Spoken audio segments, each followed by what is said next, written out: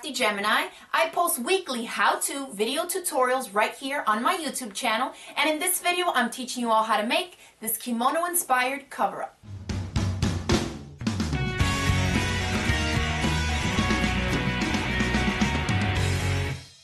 So you may have seen this before because a lot of you commented on one of my previous videos where I was wearing it and asked me to do a tutorial on it. Obviously I made it myself. I whipped together a little pattern for it. It's very easy to make.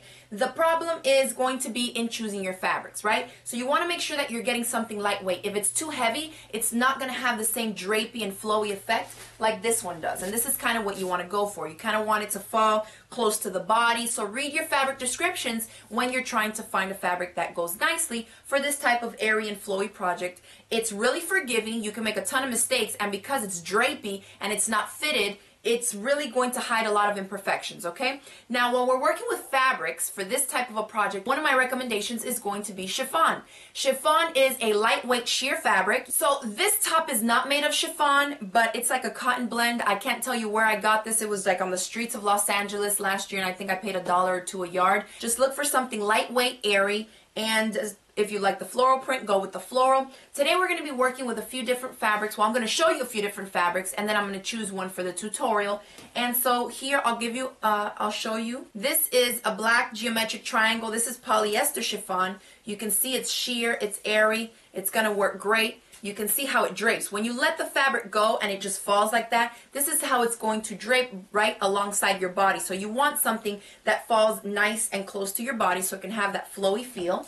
This is one, and I'll include the links to all these fabrics because I got these from fabrics.com. This is another one that I love. It's like an off-white colored, and it has black polka dots on it. You probably can't see it too good, but I'll show you a close-up there. And I got the black and white version of that. I like to wear like these neutral colors, like a black and white like this with a nice bright top underneath. A tank top or a t-shirt would work great. I have another one here. This is silk chiffon. You can see that you can't really tell the difference. Again, it's lightweight, it's sheer, but this is a silk chiffon. Make sure that you read the care instructions for the fabric that you choose before you start using it to create a garment that you absolutely love, because if you wash it and you mess it up, you're going to be devastated, okay?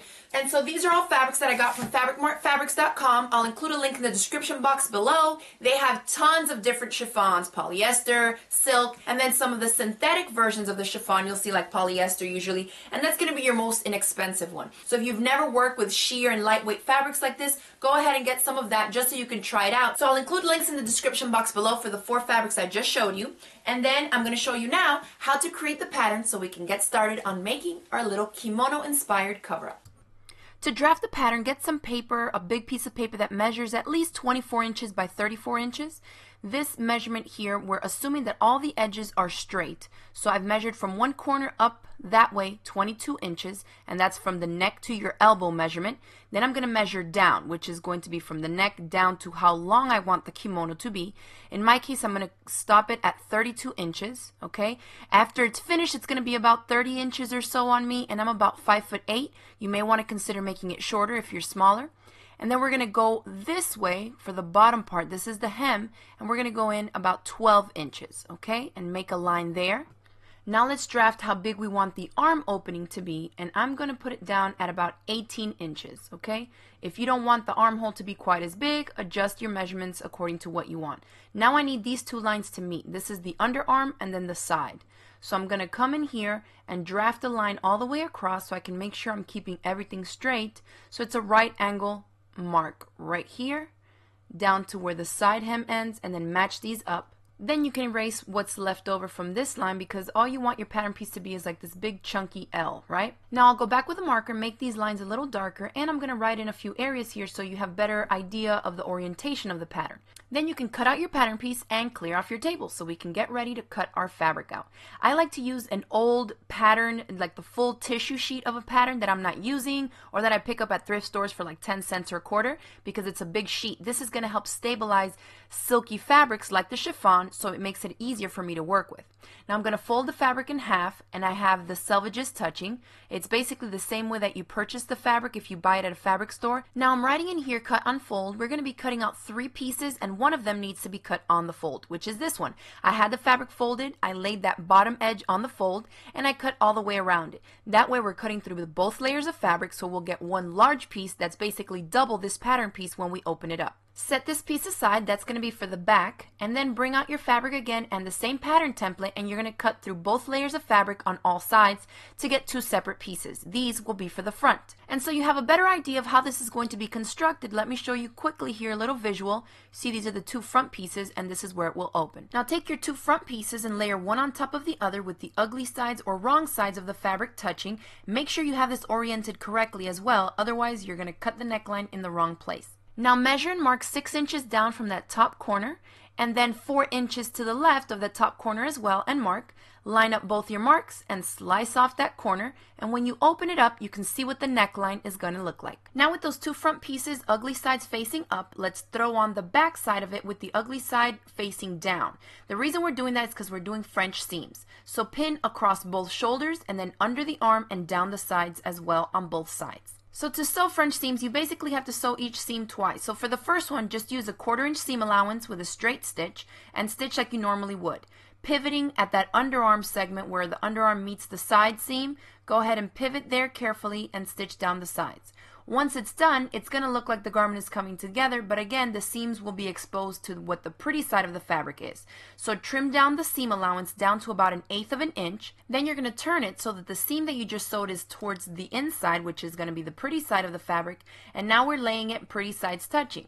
Basically, you want to line up that seam right down that center edge, and then stitch again your 1/4 inch or a little bit bigger down every seam that you just sewed. So across both shoulder tops, under the arms, and down the sides as well. So I'll show you here how I do it. I don't bother to put any pins. I just pull the seam so that that seam that I just sewed is inside, and you want to stitch the second seam a little bit wider to make sure that you're catching that excess seam allowance on the inside.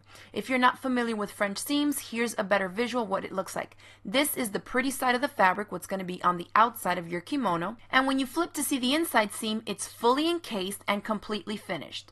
Now all you have left to do is to hem around the opening and the neckline, the bottom hem, and then also your arm openings. And I just like to do that by folding in the edges twice, about 1/4 of an inch or so, and stitching them down. Let me also mention that you want to make sure you're using the appropriate sewing machine needle and thread for the fabric you're working with.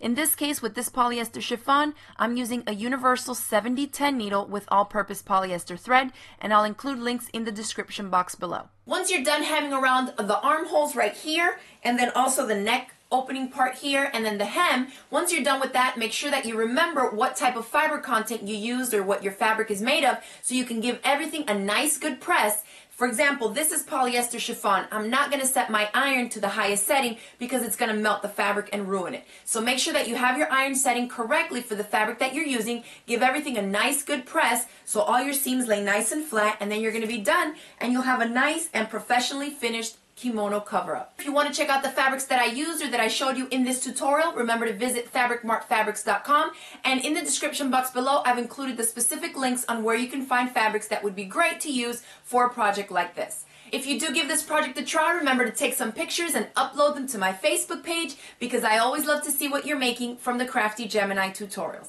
If you enjoyed this video, go ahead and hit it with that thumbs up below, share it across the different social media sites, and don't forget to click that subscribe button so you won't miss out on any of my future video tutorials.